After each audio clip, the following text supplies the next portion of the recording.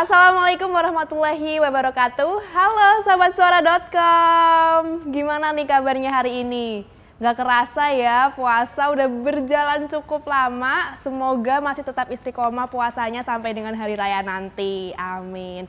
Bertemu lagi bersama saya Aulia Hafiza dan tentunya dengan Ustazah Rohmah. Halo, Assalamualaikum Ustazah. Waalaikumsalam warahmatullahi wabarakatuh. Halo pemirsa Suara.com. Iya, selamat datang di acara Takis, Tanya Kilat seputar Islam. Di episode-episode sebelumnya kita telah membahas ada cara mencegah hawa nafsu, kemudian kita juga membahas tentang gimana cara mengelola keuangan. Nah, kali ini temanya berbeda nih. Kita akan membahas tentang jodoh dan juga asmara. Waduh, tema ini biasanya deket banget nih sama kita-kita, baik yang masih muda ataupun belum menikah begitu. Nah, seringkali nih Ustazah, apabila kita yang masih single ataupun single wati gitu ya, semuanya mencari jodoh. Kayak kita tuh bingung di mana sih jodoh kita dan gimana sih cara kita mencari jodoh. Apakah kita harus mencari kemana-mana atau diam aja atau gimana nih Ustazah kira-kira? Ya, kalau bahasanya ora et labora gitu apa ya, harus ada usaha, harus ada doa, harus ada ikhtiar. Oke. Gitu. Jadi memang jodoh akan bertamu sih insya Allah gitu ya, tetapi memang doa dan ikhtiar itu harus dilakukan. Begitu. Itu mungkin langkahnya. Jodoh itu mungkin kalau ikhtiar itu bagaimana kita selalu menjadikan diri kita lebih baik, itu pasti. Itu termasuk ikhtiar karena at-thayyibatul lit-thayyibin gitu ya. Jadi orang yang baik ketemu orang baik. Nah, kemudian yang kedua, kita perlu bersosialisasi nih dengan orang lain, dengan berorganisasi, mungkin bekerja, sehingga kita ketemu orang lain. Atau mungkin lebih bagus ya kita butuh mediator atau orang lain kalau memang kita kesulitan untuk bahasanya bukan mencari sendiri ya, atau sampai dipertemukan sendiri begitu. Nah, kalau ada yang namanya mediator, orang yang mungkin kita percaya, dia bisa membantu kita untuk salah satu bentuk usaha untuk menemukan jodoh kita. Misalnya nih, sampai saat ini masih single gitu ya, atau bahasa anak muda itu masih ngejomblo gitu. Jomblo. Nah, kalau apalagi perempuan itu lebih sulit. Kalau laki-laki sih bilang saya mau nikahin kamu, itu gampang. Tapi kalau perempuan, aku mau dong dinikahin kamu kayak gimana gitu ya. Nah iya, tetap secara adat ketimuran kurang tepat begitu. Makanya kita butuh mediator, misalnya orang yang dianggap lebih tua atau dianggap kakak, teman kantor, bisa nggak nih ada kenalan nggak, atau aku bisa dibantu untuk bertemu jodohnya, itu termasuk ikhtiar. Setelah itu doa, karena bagaimanapun juga yang namanya takdir jodoh itu Allah sudah catat. Iya, jodoh itu sudah ditentukan begitu ya. Makanya kita kuatkan doa, kita minta sama Allah itu ya dengan banyak cara. Kalau saya pastinya kalau memang udah pengen banget ya kita banyakin dong sholat hajat gitu ya, minta dikasih jodoh gitu ya. Dan tentunya doa itu ya tidak berhenti untuk kita sampaikan pada Allah. Coba bayangin gini, ada anak kecil nih ngerengek ya, minta apa sama orang tuanya, bilang dia minta sekali gitu ya belum tentu segera dikasih gitu. Tapi kalau bilang mau dong beliin itu. Nah, kita bilang ya Allah kasih aku jodoh, ya Allah kasih aku jodoh, setiap sholat, setiap apapun, ya Allah semoga jodohku dekat, Itu apa namanya, bentuk doa. Terus juga kita mempunyai sebuah keyakinan, karena untuk yakin mau ketemu jodoh, insya Allah ini dengan keyakinan, insya Allah tahun ini ya, tahun berganti statusku ganti gitu. Misalnya nih, insya Allah tahun ini aku menemukan jodoh, itu membangun sebuah sugesti juga gitu. Karena afirmasi diri, sugesti diri itu bagian dari doa juga gitu. Selain tadi doa dalam bentuk doa seperti itu, makanya kita butuh afirmasi diri. Nah, selain itu tadi yang pertama, kita memperbaiki diri, kita bersosial, kita punya kenalan, kita dibantu oleh mediator atau teman kerja yang mungkin kita anggap dia baik untuk membantu mempertemukan jodoh kita. Oke, kalau dalam Islam sendiri nih Ustazah, gimana sih cara kita untuk bertemu dengan jodoh? Seperti yang mungkin sudah banyak diketahui begitu ya oleh orang-orang dengan cara ta'aruf begitu. Oh ya. Nah, kira-kira itu gimana sih Ustazah? Oh ya. Ta'aruf itu? Ta'aruf itu kan sebenarnya ta'aruf itu dari kata artinya itu ya, mengenal. atau kenalan gitu ya. Tetapi ini dijaga dari sisi syariat. Nah misalnya tadi saya bilang butuh mediator. Jadi enggak kayak anak muda yang langsung nembak sendiri gitu. Aku suka kamu dengan ngasih bunga gitu ya. Tetapi dijaga kemaslahatannya. Karena kita tahu kadang-kadang kalau mungkin jalan sendiri itu berdua tuh ya, yang ketiga setan. Makanya kita butuh mediator. Nah yang namanya ta'aruf itu ada mediator yang jadi fasilitator sampai dia itu bisa berkenalan untuk menggali sejauh mana, jadi didampingin untuk sampai pada akhirnya mereka cocok begitu. Jadi ya ngenalinnya itu nggak kenalan sendiri tapi ada mediatornya. Itu namanya ta'aruf biasanya seperti itu. Dan prosesnya juga dijaga dalam syariat Islam itu tetap mungkin jangan sampai ya setan itu akan mencari celah mereka itu untuk apalagi udah saling tahu gitu ya. Kalau nggak didampingi mungkin ada hal yang tidak diinginkan akan terjadi. Gitu. Nah setelah berta'aruf kan kalau bisa nih bisa melanjutkan ke jenjang berikutnya begitu. Nah gimana sih caranya kita tahu kalau misalnya kalau aku nih kayak oh he is the one, kayak dia itu orang yang tepat untuk aku, tuh gimana tuh taunya Ustazah? Ya, jadi kalau saya biasa membantu nih proses ta'aruf gitu ya. Jadi pertamanya itu saya suruh nulis data. Data itu menceritakan nilai diri, terus kemudian aktivitas, kemudian sikap, kemudian bagaimana ketika misalnya lagi marah dan sebagainya. Sama halnya ketika yang laki-laki itu akan menuliskan sama begitu. Kemudian dibaca dulu gitu ya, dibaca dulu data tersebut sampai kira-kira ini kalau dari data yang kamu baca seperti ini kamu cocok nggak? Nah kemudian baru ketemu. Nah waktu itu ketika ketemu itu sharing gitu ya, sharing cocok nggak gitu. Karena di tahap kedua ketika sharing tersebut ketemu, tatap muka ngobrol gitu ya, itu pasti akan ada titik temu cocok atau tidak gitu. Dan selain mungkin cocok atau tidak melalui sharing tadi, dipersilahkan untuk bisa sholat istikharah atau sholat hajat. Jadi tidak selalu sholat istikharah gitu ya. Maksudnya sholat istikharah itu kalau ragu atau mungkin ada pilihan yang tidak hanya satu. Nah tapi kalau dia udah mantap ya kita minta tolong pada Allah dengan sholat hajat kita, semoga ini adalah jodoh kita. Ya pastilah tentunya diniatkan lillahi ta'ala. Dan biasanya begitu ya, kalau dia itu jodoh kita itu rata-rata mungkin ada banyak kesamaan gitu ya. Atau kadang-kadang kondisinya tuh saling ngelengkapin. Yang sini rame, di sini agak pendiam. Biasanya rata-rata gitu.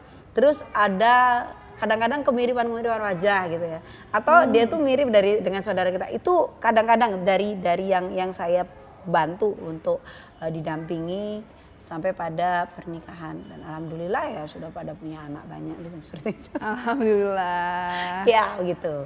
Nah kira-kira kriteria-kriterianya apa aja sih Ustazah untuk dalam kita mencari jodoh? Kriteria itu ya masing-masing dong gitu.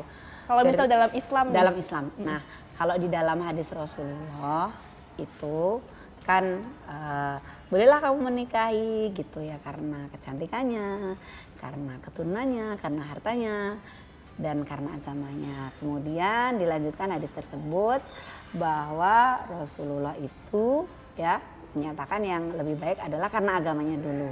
Itu ada cerita. Kalau kita tahu ya namanya tabi'in itu setelah sahabat. Itu namanya Mubarok.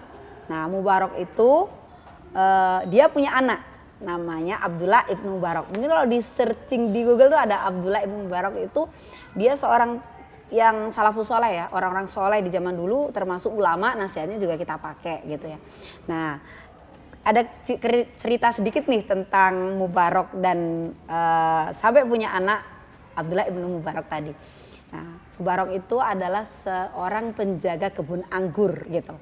Nah yang punya kebun anggur tuh dia itu pejabat pemerintah yang kaya tapi dia baik gitu. Kemudian dia cari pekerja kan, ya, suruh nyariin asistennya atau apa. Nah datanglah Mubarok tuh menjaga kebun anggur tuh sampai 3 bulan waktunya panen. Kemudian dia datang tuh sang majikan tersebut. Nama kamu Mubarok ya? Iya gitu. Ambilkan anggur yang terbaik begitu. Terus kemudian yang matang gitu. Dia mengambil. kamu tuh gimana sih? Ini kan belum matang gitu. Kamu ngerti nggak anggur yang matang gitu? Kemudian ngambilkan lagi itu. Ternyata anggur tuh ketuaan, jadi kayak sudah agak kayak ada kayak alkohol kalau anggur kelamaan kan gitu. Iya. Nah, terus dia tanya, kamu jaga kebun anggur 3 bulan kamu nggak ngerti anggur mana yang baik, tua baik gitu. Ini ceritanya masyhur banget gitu. Nah kemudian saya 3 bulan menjaga kebun anggur. Allah memerintahkan saya tidak mencicipi karena itu bukan hak saya. Saya tugasnya adalah menjaga kebun anggur. Gitu. Ini orang baik nih, gitu kata majikan. Diajak diskusi itu si Mubarak tersebut. Nah kemudian sampai pada akhirnya dia cerita nih, anakku tuh yang ngelamar banyak. Gitu ya. Dia seorang gadis cantik, solihah gitu. Ada yang kaya raya, ada yang keturunannya baik, kemudian ada yang ganteng dan sebagainya. Lalu Ibnu Mubarak berkata Rasulullah itu pernah menasihati, itu dalam riwayat yang lainnya. Kalau kita menjodohkan anak kita begitu ya, karena kecantikannya itu tidak lebih dari orang Nasrani. Kalau dari kekayaannya tidak lebih dari orang Yahudi. Kalau dari hartanya, keturunannya itu tidak lebih dari orang Quraisy. Tapi kalau kita mengikuti Rasulullah itu karena agamanya. Lalu sang majikan bilang, wah ini adalah orang yang tepat. Maka kamu tak ambil menantu, gitu ya. Luar biasa, tapi kisah ini masyhur. Di Google dicari ada gitu ya. Nah sampai akhirnya melahirkan sosok ulama ya. Kita sebut salafus soleh. Salafus soleh itu adalah orang-orang soleh di zaman dahulu yang bernama Abdullah ibnu Mubarak. Begitu Masya Allah. Jadi diutamakan dari agamanya dulu, keimanannya, begitu. Ustazah Rohmah, kami juga ada pertanyaan yang sudah dihimpun dari warganet melalui media sosial. Jadi ada yang bertanya nih, Ustazah, kalau jodoh itu kan cerminan kita. Nah, bagaimana nih kalau misalnya sudah menikah begitu? Bisa dibilang misalnya nih kayak saya ini seseorang yang bisa dibilang taat begitu, dan jodoh kita yang sudah kita nikahi itu kurang taat seperti itu. Nah itu gimana tuh Ustazah? Ya, menikah itu tidak hanya sekedar bagaimana kita itu menerima, artinya menerima apa yang sudah kita dapati saat ini, tetapi proses, ibarat menanam sebuah tanaman yang perlu disirami dan terus berproses. Nah, mungkin gitu ya, ada hal yang Allah jadikan itu sebuah ujian bagi kita, yang mana kita harus berproses untuk bersabar, satu. Yang kedua, untuk membangun komunikasi yang baik. Sebenarnya masalah taat dan tidak taat itu bagaimana kita kalau membangun komunikasi yang baik itu saling menasihatinya itu bisa gitu ya. Terus kemudian selain kita membangun komunikasi yang baik, nanti kita sharing, saling memberikan motivasi, kita ajak suami kita di mungkin tempat-tempat yang bisa memotivasi dia untuk menjadi lebih baik, misalnya pengajian atau apa. Nah kalau emang tidak begitu ya, kita berdoa terus pada Allah karena Allah itu pemilik hati. Begitu. Karena kita sendiri juga tahu bahwa dulu di zaman Nabi Lut itu ya istrinya juga tidak beriman. Nabi Nuh itu anaknya juga tidak beriman. Nah, mungkin kekuatan doa seorang istri mudah-mudahan bisa mengubah keadaan suaminya untuk menjadi lebih taat. Nah, jikapun memang akhirnya tidak sesuai dengan ekspektasi atau harapan kita, maka mungkin kita perlu bersabar dan bersyukur sebagai pertanda iman kita bahwa memang Allah menakdirkan sesuatu itu sebenarnya tidak ada yang salah. Ya, sebenarnya tidak ada takdir itu yang salah. Mungkin ada yang perlu dievaluasi dulu waktu prosesnya. Jelas tidak ketika dia tahu latar belakang dari pasangannya. Makanya mengawali sesuatu itu menjadi sesuatu hal yang penting sehingga kita tidak akan merasa rugi di belakangnya. Itu kalau menurut saya, karena maaf ya, kemarin ada yang bercerita dia mengalami sesuatu masalah dalam keluarganya gitu. Kebetulan saya kan konsultan rumah keluarga Indonesia juga begitu ya. Nah kemudian saya bertanya, karena dia konsultasi, saya bertanya bagaimana dulu prosesnya, dan ternyata prosesnya sangat tergesa-gesa. Bener taruh, ada yang mengenalkan begini langsung, oh dia itu sama-sama aktivitasnya sama begitu, lalu dia menikah dan sekarang ada masalah gitu. Saya bilang di proses itu memang harus clear, sehingga tingkat sejauh mana ketaatannya. Walaupun mungkin sebenarnya sama-sama taat di belakang itu juga diuji nantinya. Cuman memang karena takdir itu tidak salah, maka kita banyak ulama yang mengatakan jangan pernah bertanya takdir ini mengapa dan bagaimana, dan puncak dari apa yang sudah dikehendaki oleh Allah itu adalah sabar dan syukur. Akhirnya seperti itu, dan kita puncaknya juga doa. Doa silahul mukmin ya, doa itu senjata orang mukmin. Doa itu mengalahkan senjata-senjata yang luar biasa, apa yang saat ini mungkin senjata yang nyata begitu. Nah, mungkin itu salah satu senjata terakhir kita. Doakan terus ya, seperti halnya tadi kita mau ketemu jodoh tuh hajat terus gitu. Sholat hajat terus, saya juga gitu. Kalau menginginkan sesuatu ya saya sholat hajatnya nggak berhenti-berhenti. Pokoknya pingin. Contoh ya, mungkin saya punya anak gitu, tadi sharing gitu ya, punya anak bahwa yang satu udah on the track dari SD itu ya, 95% tuh rank 1. Yang nomor 2 itu enggak gitu, enggak on the track gitu.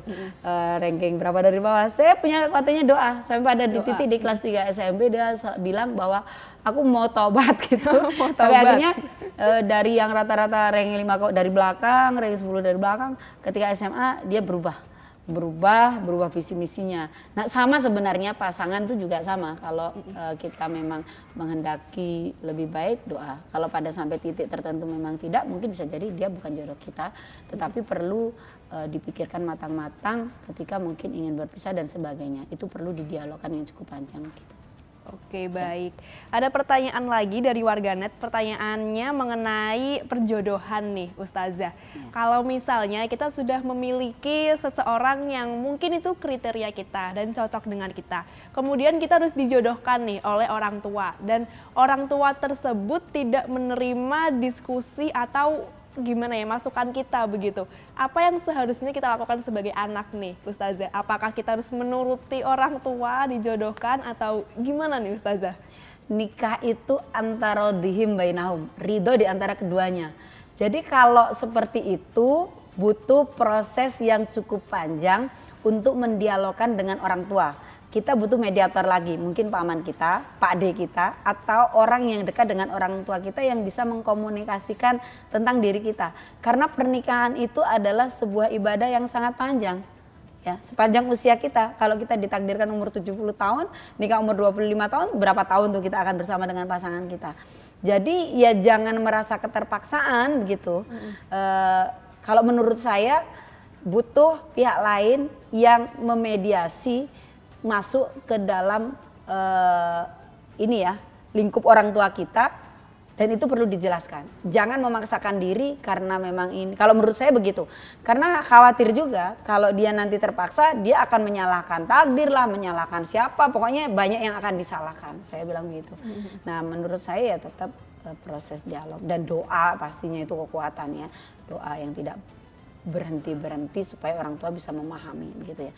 Dan enggak berada di satu titik egoisme orang tua kalau menurut saya. Oke, pertanyaan terakhir dari warganet nih, Ustazah, tentang dilema seorang istri begitu. Jadi di sini ceritanya seorang istri ini ibaratnya kalau istri itu kan harus menuruti suami seperti itu ya kan, dalam berkeluarga. Nah, misalnya nih sang istri ada niatan untuk sedekah, namun suami tidak mengizinkan. Nah, gimana tuh, bolehkah kita sedekah di belakang suami atau kita harus menuruti suami? Karena padahal sedekah itu kan bukan perbuatan yang buruk, Ustazah. Gimana tuh kira-kira? Iya, lagi-lagi gitu ya, sebenarnya membangun bonding dengan pasangan itu wajib ya, kesejiwaan gitu ya, kesamaan, visi misi itu sudah dibangun sejak awal. Sehingga urusan kebaikan itu tidak menjadi satu hal yang berat atau masalah begitu. Tetapi kalau itu pun terjadi begitu ya, kalau menurut saya, makanya kalau saya menganjurkan perempuan tuh juga tetap berdaya guna, mandiri, bekerja. Sehingga kalaulah misalkan kita tidak mengambil dari nafkah yang diberikan suami, kita kan punya harta sendiri untuk bersedekah. Begitu, haknya sendiri. Jadi suami tidak melarang begitu, karena tidak bisa melarang karena itu adalah uang pribadi kita. Makanya ketika seorang istri itu bisa memberikan mencari rezeki gitu, itu nilainya sedekah loh untuk keluarga itu. Iya, nilainya itu tinggi sekali itu. Nah, makanya kita kadang-kadang ya harus punya penghasilan sendiri begitu. Saya pun demikian, kadang-kadang ada teman di kantor yang memang dia butuh bantuan gitu ya. Ya tanpa saya mungkin menyampaikan karena ini mengambil dari uang saya, walaupun nanti akhirnya cerita begitu ya. Tapi alhamdulillah sih kalau di rumah ya boleh-boleh aja gitu. Itu sah-sah aja karena itu uang kita. Tidak mengambil hak, kecuali kalau misalnya kita ini hanya hidup sebagai istri, ibu rumah tangga yang tidak punya penghasilan, yang uang itu memang dikasih suami, memang harus minta izin. Dan ketika suami itu tidak mengizinkan, ya jangan kita melawan. Dan butuh proses lagi sampai dialog ya, mendialogkan sehingga bahwa yang kita lakukan baik sampai ridho. Khawatirnya itu nanti akan menjadi ganjalan di kemudian hari dan menjadi konflik yang dari masalah kecil menjadi sesuatu yang besar. Karena terkadang sesuatu yang besar itu ya bermula dari yang kecil. Oke, baik. Terima kasih banyak Ustazah Rohmah untuk sharing-sharingnya hari ini. Sayangnya waktunya terbatas nih dan cuma sampai sini aja Ustazah Rohmah. Namun sobatsuara.com jangan khawatir karena minggu depan nanti akan ada episode baru lagi. Dan apabila sobatsuara.com belum menyaksikan episode-episode sebelumnya, bisa silakan saksikan nanti di akun YouTube suara.com ada playlistnya. Silakan ke sana untuk bisa menimba ilmu bersama-sama di bulan Ramadan kali ini. Akhir kata saya Aulia Hafizah dan juga Ustazah Rohmah undur diri. Wassalamualaikum warahmatullahi wabarakatuh.